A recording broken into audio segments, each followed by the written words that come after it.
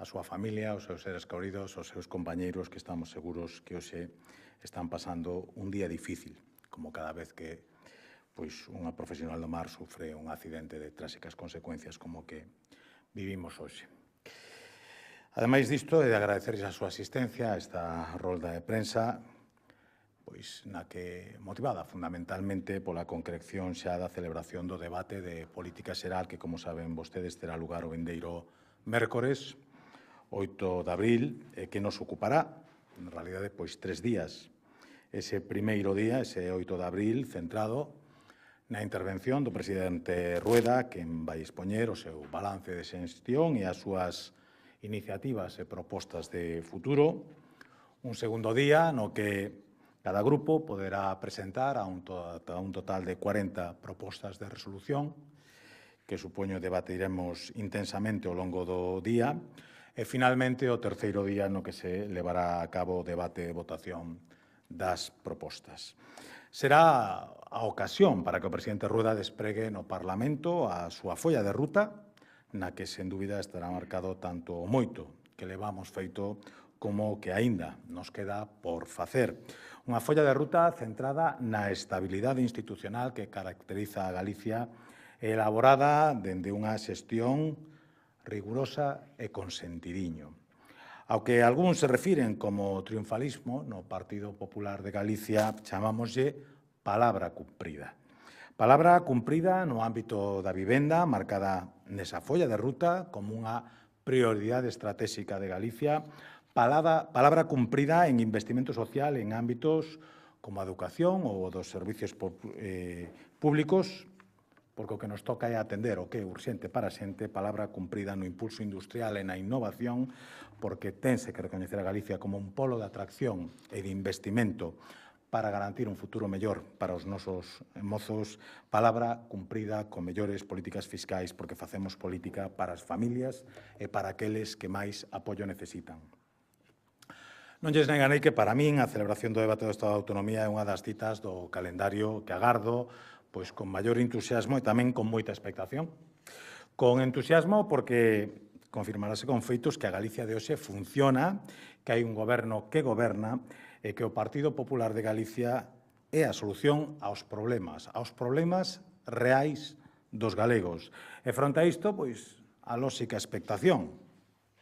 Que Galicia nos pintarán desta vez os grupos da oposición?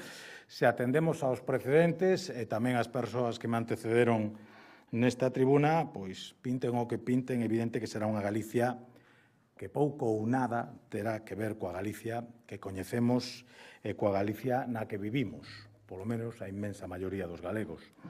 Ao longo do debate, supoño que pasaremos da habitual visión catastrofista e apocalíptica do Bloque Nacionalista Galego a visión desenfocada que nos ten acostumados o Partido Socialista de Galicia.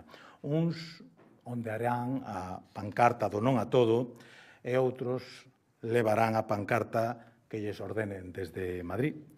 Uns centrarán o seu debate en que canto peor, digamos, que lle vai a Galicia, mellor nos iranos, e outros, como sempre, quedarán sen voz no momento no que toque defender os intereses de Galicia. Varias visións, distintas visións, pero, dende logo, só unha, a do presidente Rueda, co zoom posto nas necesidades reais da nosa comunidade.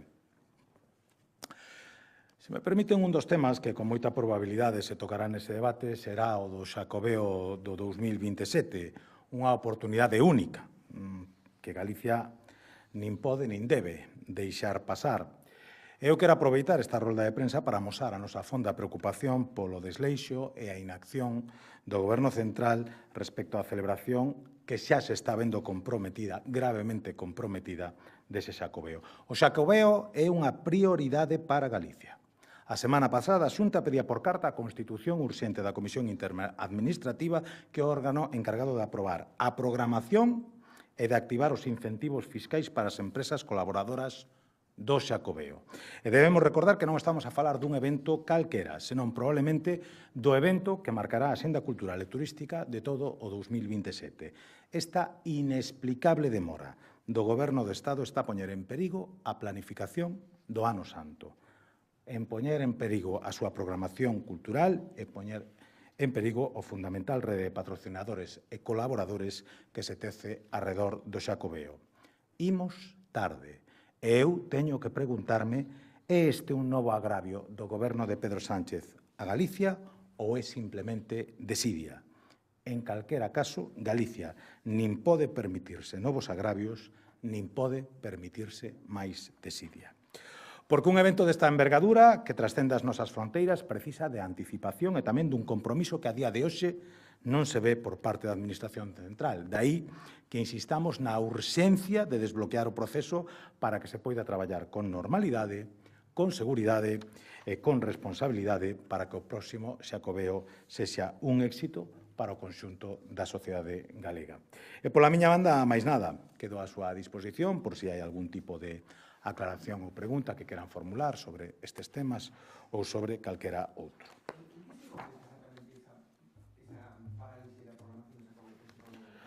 Pois en que non se tomaron as medidas nin para pechar a súa programación, que é algo fundamental, pero tampouco para habilitar os incentivos fiscais que permiten ás empresas comprometerse e financiar a celebración de moitos eventos relacionados co Xacobeo. E a verdade, as datas van transcurrindo e isto é fundamental. Fundamental para que tezamos unha rede que permita e posibilite que ese Xacobeo despregue con toda a súa intensidade a eficacia que queremos que teña para reverdecer todavía máis pois todo o que ten que ver coa cultura do turismo en Galicia. É incomprensible, simplemente que a estas alturas non teñamos unha folla de ruta clara respecto ao que o Goberno quere facer para potenciar a celebración do Xacobeo 27. É incomprensible. Que te parecen esas críticas dos grupos da oposición ao plan de medidas anticrise, critican sobre todo que non teña axudas directas? Previsibles. Parécenme previsibles, pouco sorprendentes, e, dende logo, non son distintas. O bo que ten a oposición galega que é moi previsible, fan exactamente as mesmas críticas antes de coñecer as medidas que despois de valoralas. En todo caso, eu creo que os galegos deberíamos de afrontar con certa confianza a situación difícil, que sen dúbida vamos a vivir como a todos, pero é unha confianza que se debería de basar na experiencia. Eu quero recordarlle á oposición, que parece que o esquece con demasiada facilidade, que este goberno xa superou a crise económica máis importante da nosa historia recente, superou a crise pola pandemia máis dura que sufrimos na nosa historia recente e superou con éxito a crise provocada pola guerra en Ucraína.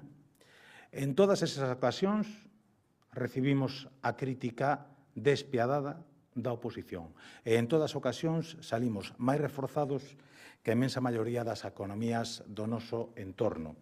Por lo tanto, eu lle digo aos galegos que confíen en un goberno que en tempos difíciles amosou ter pulso firme e visión clara para superar as dificultades.